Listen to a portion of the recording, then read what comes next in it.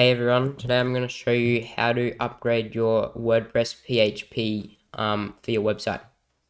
To start off, log into your website by going to your domain name /WP admin, and then just check that it shows this error here and you can't get rid of it.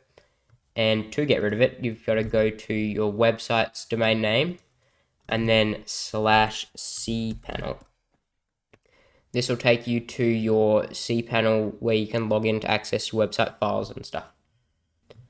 Alright, once you've logged into your WordPress cPanel, you can click on either search bar and just type in PHP and look for multi-PHP manager. And then click on your domain name, the little checkbox next to it. And then up here where it says PHP version, we want to select the latest one, which is 8.1. You can click inherit, but I think it depends on your hosting if this works or not. For me, it doesn't, so I just click on the latest one. And then, you want to make sure you do a backup of your website first. You can use a plugin like Updraft or any backup plugin. And then once you've got a backup of your website, you click apply. Once it's been successfully upgraded, you should see this message up here.